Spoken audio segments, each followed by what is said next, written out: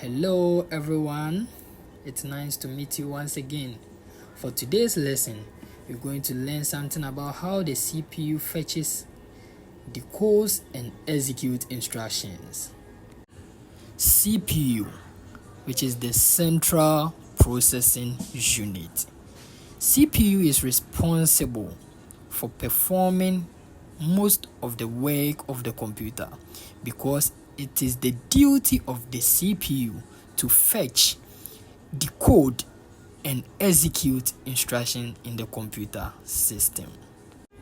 Hope you now understand why we call the CPU as the brain of the computer. The CPU is the brain of the computer because it is the primary component of a computer that performs most of the processing and the control function. This diagram here shows the component of the Central Processing Unit. We have the control unit. The control unit is responsible for taking instructions from the main memory and determining the type of instruction. We have what we call the ALU, which is the arithmetic logic unit. Someone may ask, what's the duty of the arithmetic logic unit? It is the duty of the arithmetic logic unit to perform all the mathematical calculation. Before I go to the program counter, let's look at the control bus. The control bus regulates or transmits control signals between the CPU and other components of the computer. We also have what we call the address bus. The address bus contains the address in the memory that stores the data.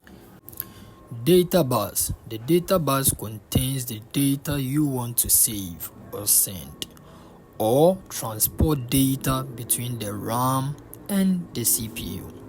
Now back to the program counter. The program counter is the most important register in the CPU. Why?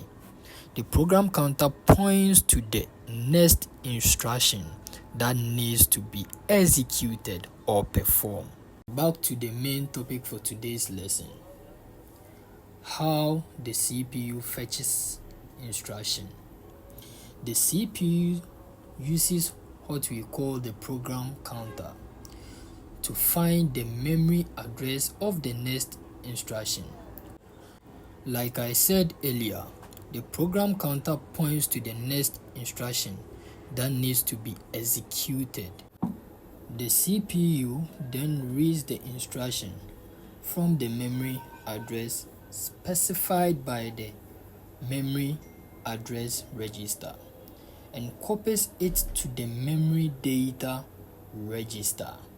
And finally, the instructions are being copied from the memory data register to the instruction register.